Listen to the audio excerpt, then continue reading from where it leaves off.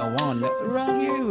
Book 101 is all about the books that I read for the last 40 years. And today I have my special guest. He's a former state council, free transparent planning. What can a business owners do maximize their retirement saving with the solo 401k? None other than Mr. Alex Langan. Hello. Thanks for having me on. This is a great Well, opportunity. welcome, Mr. Alex, on Book 101 Review. And can you please introduce more about yourself that I miss? Absolutely. So, I'm a financial advisor, licensed financial advisor, owner of Langan Financial Group based in Harrisburg, Pennsylvania. Prior to that, I was an attorney, clerked for the Pennsylvania Supreme Court, and I kept getting tired of attempting to right the wrongs after harm was already done to people, being reactive. And so I switched to being a financial advisor, joined my family practice to be proactive, so I can, as a fiduciary, help people avoid being harmed by their providers. Yes, and thank you so much for sharing your knowledge and wisdom to the world, Mr. Alex. Thank you. And today, let's talk about what can a business owners to do maximize their retirement savings with a solo 401k? So let's start with the core advantage. For a self-employed person or business owner with no employees, what makes a solo 401k the gold standard compared to the other options like SEP, IRA, or simple IRA, especially for those looking to maximize savings quickly? That's a great question, Daniel. So, to start, you have so many options, you're not sure what to go with. You want to start with pricing and investment options, and you can actually structure the Solo 401k to be the absolute cheapest. So cheap compared to the other plans that this would actually be as cheap as, or potentially cheaper than, a 25, even a $50 million general 401k plan. So that's one of the best reasons. The second best is the flexibility in a solo 401k. A lot of people contribute monthly just based off of cash flow. Others wait until they talk to their accountant or their advisor and determine how much they should put into it, especially if it's a commissioned based practice or business that they have. Because you can put it up to 100% of your profits, net profits, um, up to, if you're under 50, you can put in up to $70,000 a year into this. There's a lot of flexibility.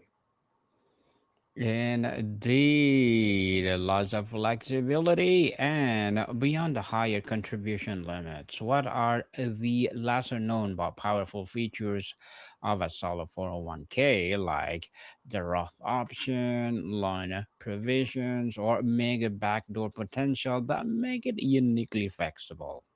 I love these questions. You've done your homework. So you can do pre-tax.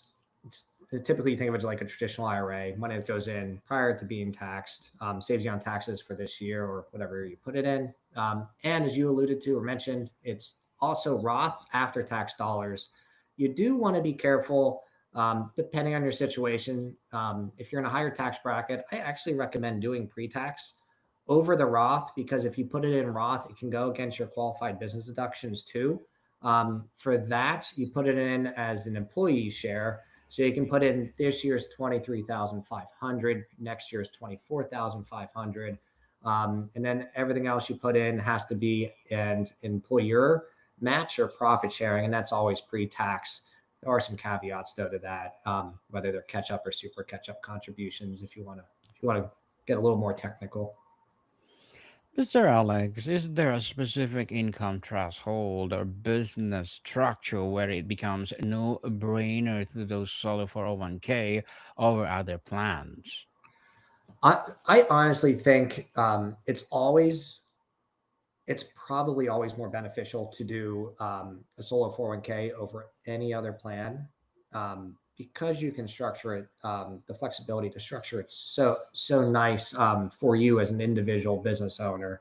So I'd say you should always consider that first, which is rare. Other people think simple IRAs or even a SEP, but you're capped in a SEP, you're capped at 25%. Depending on your business structure, you could be capped in a solo 401k. You don't have the 25% limit. You're limited to your W-2 income as an employee, but you can always put it in as a employer as a profit sharing as well. So you, like I said, you have a lot more flexibility with it. Profit sharing, I like that. Master Alex, contribution strategies and maximization. Can you walk us through the dual contribution magic and how do the employee salary deferral and the employer profit sharing contributions work together? And what is the math to hit the current $69,000 total limit for someone under 50? You said, how do you do the math? Yes, please. So the math, breaking it down, it all comes from, depending if you're a Schedule C, if you're an S corp taking a W-2 salary, you break it down as what you categorize as employee versus employer. So it depends how you're being taxed on it off your entity structure. That said, if it's a W 2, that can be categorized as an employee, and that is the 23,500. You can do extra if you're over 50. You do a catch up. If you're between 60 and 63 in a given calendar year, you can do a super catch up contribution. This year is very important. You can do pre-tax first, super catch up and catch up. That's 7,500 and a little over 11,000 for the super catch up. Next year, it has to be a Roth or after tax contribution. So that's really, really important to know. A lot of people will get dinged if they don't realize that they have to be putting it as Roth. They're going to have to recategorize, probably put them in a different account, and they're going to pay several $1,000s more in taxes if they don't structure it appropriately. So that's the employee side, the 23,500. The employer side is the gap between 70,000 minus the maximum that you put in as the employee. So 70,000 minus 23,500 being under 50. That's what you can put in as a match or as just straight up profit sharing. Again, a profit sharing people. So, for a business owner with a variable income, what is the smart strategy for determining contributions throughout the year? Should they set a percentage, wait until year end, or use a different method? Yeah. So variable income, it does get a little trickier. I always like to say, maybe put it in. It's balancing dollar cost averaging into the market. So the market fluctuates in a given year. For instance, as of April 9th, it was down almost 20% this year. So if you put all your money in there, you're a happy camper because you just made a whole lot more money this year compared to the industry standard or the index standard, which is around 18% this year for the S&P 500. That said, um, cash flow can be challenging. What if you don't make that much? You're going to have to pull it out, do some tricky accounting, maybe not take the deductions that you wanted to just to show that you had that income. So if it does fluctuate, I recommend maybe putting in a little bit, just the amount that you're absolutely certain that you can contribute, and then talking with your accountant prior to the 18/15 deadline of 2026, whatever year it is, and then figuring out what the amount is that you're able to put in as either employee or employer, and then just cutting the checks, getting it in then. Obviously, don't wait till April 14th. You don't want to be late. You got to do a little early. So hopefully you're on top of things. You can do it in March or something like that. So combination between maybe a little cash flow, putting it in throughout the year. But if you're absolutely uncertain where you're going to end up, then just go ahead and wait until March or whatever to talk to your accountant and make sure that you're completely able to put in whatever amount you decide to. Yes, indeed. The earlier, the better, people. And Mr. Alex, what are the common mistakes or misconceptions people have about calculating their maximum contribution, especially when it comes to net self employment income? The biggest issue is the unknown of how much money am I really making, especially if you don't have a good bookkeeper or fractional CFO. Being a small business owner, well, you obviously don't have any employees having a solo 401k. Um, One thing to note though is if you do hire your wife, she can actually contribute to, or your husband, spouse, whatever, significant other if you're married, legally married. Um, they can also partake in this if they're working a business with you. So you can put in up to 140,000 in that instance. Um, if they're involved in the business to some extent, receiving W-2 income or having some of the profit sharing, as long as they're a part of the business. Also, you can tie this with a cash balance plan or a defined benefit plan.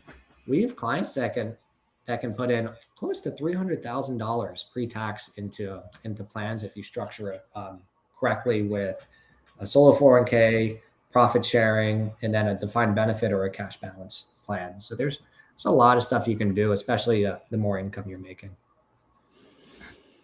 Mr. Alex, advanced features and tactics. Let's talk about the Roth Solo 401k option. When does it make a strategic sense of business owner to allocate contributions to Roth versus traditional? So a Roth to traditional. So a Roth solo 401k to a traditional IRA, or just like to like solo Roth Yeah, to the solo, pre-tax. the pre-tax perfect. Yeah, So please. I I actually have changed my mind over this, or I guess evolved would be a better term. So I think that if you're in a low income tax bracket, Mhm. put it in the Roth. The higher the income tax bracket you get, I mean, the more money you make, I would start leaning more towards the pre-tax, just because of the tax savings, especially if you do proper planning. You can do Roth conversions in years that you don't have as much income. So if your income's fluctuating, you have a really good year, dump it all on pre-tax. Next year your business is cyclical. You don't have as good a year. You can actually convert some of that. So you're not going to convert some of your pre-tax to your Roth accounts when you're in a lower income tax bracket. You could easily save 20% in taxes alone doing the conversion in any given year. If your income's steady but growing, I would start considering to switch, depending on your effective tax rate. I would consider switching maybe around 15 to 20%. I would definitely be putting in pre-tax. And that again goes back to as a business owner, putting in Roth, you can go against your qualified business deductions. So you might as well take advantage of that instead of contributing to the Roth.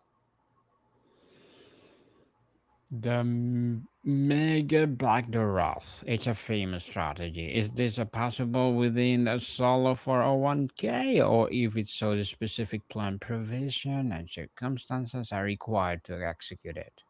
Exactly. Yeah. So it depends on what your plan document states. And this is why it's important to have good partners that are providers. You got to be really careful with who you team up with. That's why I'm writing a book about exposing the industry and the monetary greed out there for these guys, these providers. But if you get a good provider, somebody that's a fiduciary looking out for your best interest, they will set it up in the plan document. They'll talk to you about the plan design, what you're thinking. They will incorporate a discretionary profit sharing aspect, as well as the potential for a mega backdoor Roth, which is a phenomenal tool that people should be using. The loan provision can be tempting, Mr. Alex. Under what very specific circumstances might borrowing from your solo for 1k be considered option, and what are the risks that make it last resort? For taking a loan out. Yes, please. So actually, it could be a really powerful tool. I guess I'm not a conventional advisor in that respect that says never take on debt. You can, the way that loans work, you can take out 50% of your overall value in your account up to $50,000. So when you get 100,000, then you can take out 50,000. Uh, Based off your plan document, you can determine exactly what that percent is that you're paying it back, and you're paying yourself back. So I don't mind taking money out if you have a Roth, solo 401k, you have a Roth. If you pull money out to utilize for something, you're paying yourself back, not the bank, and you're paying yourself back after tax dollars into an after tax bucket. So it's a win-win. I get a little hesitant if you're pulling it out, putting it back in pre-tax, because you're just going to get taxed on money that you just pulled out, and paying back with after-tax dollars. You're going to tax yourself again. So be careful with that. The way the loan percent works, the rate of the loan that you have to pay back for interest, it's usually 1 to 2% higher than what like prime would be. So it was as high as 9.5%. As the Feds are decreasing rates, it is decreasing. So it's SoFi now, not prime. I apologize, but it, like I said, it can be a powerful tool. You just gotta, on top of whether that makes sense, if you have to pull money out, yeah, it could be a good opportunity to pull it out from there so you don't take it from a bank. But then also look at the arbitrage, the difference of what you could be earning versus what you have to pay yourself back. And then if it's a little bit too high, maybe it doesn't make sense. Mr. Alex, as a wealth management coach, what are your short term and long term goals? Long time goals for business owners or for Yes, myself? business, both. Can you? Well, I being a business owner, our long term goals are to continue to grow steadily. Um, as we take on more clients, we're not going to take on too many. We do limit ourselves to the amount of clients we take on in a given year. But I actually am really focused. This is a family business I'm in, so it's my dad, my mom, my brother. There's 14 of us total, but 4 of us are family members. Um, my brother and I are really serious and focused on helping the community and being community involved. We take, not everyone likes their family. I get it. You'd rather, maybe go to the dentist and spend Thanksgiving with them. We're fortunate that we're not like that. We really love each other, care for each other. We extend those values to our clients, and we extend it to the community as a whole. So my business goals are to continue to be involved in the community and hopefully help our nonprofits, local nonprofits, because they're really the backbone of what happens here. As far as the goals are for us, well, for business owners in general, everyone's different. Everyone has different priorities. I am really big on financial security, making sure you know you can take care of yourself today, be prepared for tomorrow, happen to what ifs that occur throughout that time period, but enjoy moments. I always make the joke, you don't want to be eating ramen and cat food today just so you can retire tomorrow. So enjoy today. So I want people to be happy in what they're involved with. Yes, be happy, people, and good luck to your goals, Mr. Alex, and looking forward for more success. And what will be your piece of advice for those people out there who want to be like you? Piece of advice that want to be like me. First off, reconsider that. I don't know. I give that type of advice. Um, Consider that, yes. just be passionate in what you do. Um, I find in college I almost went to med school and I'm studying for the MCATs, and I realized as I'm studying I strongly dislike this, even borderline hate this stuff. So I had to reevaluate, re-engage, and I fell in love with the law, and ultimately fell in love with being the ERISA law, which translated to being a fiduciary advisor of 401k plans. So um, I say do what you're passionate about. Yes, indeed. And thank you for that advice, Mr. Alex. And what is the single most costly mistake you see business owners make their solo 401k that they could easily avoid with the right setup or Yeah, advice? the most costly mistake is hiring someone that's an advisor that's not a fiduciary and partnering with unethical providers that are just trying to extract as much money as possible. I've seen people lose over a period of 30 years saving hundreds of thousands of dollars due to price gouging. They're hidden fees. That's why in my book I write about exposing these, um, the systematic methods that these everyone goes through to try to stop. We try to stop them, just educate people. This is what they're doing. This is why they're doing it. And you have no idea because it's behind the scenes. The statements don't show it. It's difficult and challenging to determine what the fees are, how they're doing it. So we have a step-by-step guide to show everyone how they're doing it, and just to verify that, trust but verify that your plan is as best as your providers say it is. Are there any state specific rules or consideration that could impact solo 401k planning that people often overlook? Not state specific. Solo 401ks are governed by ERISA law, which is federal. So you need to team up with a third party administrator that'll help you with the plan document, oversee it. Once you get to $250,000 in a total account for your solo 401k, you got to follow 5500 form. So that just raises your hand to the IRS and says, hey, yes, we got this. We're doing it right. You can verify if you want. And then get an advisor that's hopefully helping you pick low cost. You can actually use ETFs in solo 401ks. So whether they're low cost ETFs, mutual funds, whatever, but just taking the appropriate risk and asset allocation that makes sense for you. Makes sense indeed. And Mr. Alex, before we wrap up our discussion for today, I'm inviting you to please do listen to my other podcast, people. My other podcast, because my abstract essay is already in fifth season, abstract poetry in second season, and my book 101 review in fifth season too. Comedy 101 third season, and food 101 in sixth season. Geography 101 love letters, movie 101 review, music 101 fourth season, science 101, sex 101 second season, and my baby podcast law 101, mental health 101, Bible verses 101, and coming at least December Entrepreneur 101. Please listen to them wherever you listen your podcasts. Finally, Mr. Alex, for ambitious business owner listening who wants to supercharge their retirement, what is one advanced or underutilized strategy with a solo for 1K? So one advice is make sure that the plan document's set up right. Make sure that you're with the appropriate record keeper or custodian wherever your money is at, and they're not price gouging. And then you got the right investments. Low cost ETFs. There are a lot of other strategies you can do that make sense, but just be aware and be safe that you're in appropriate investment vehicles. Yes, people, and thank you so much for sharing your knowledge and wisdom to the world, Mr. Alex.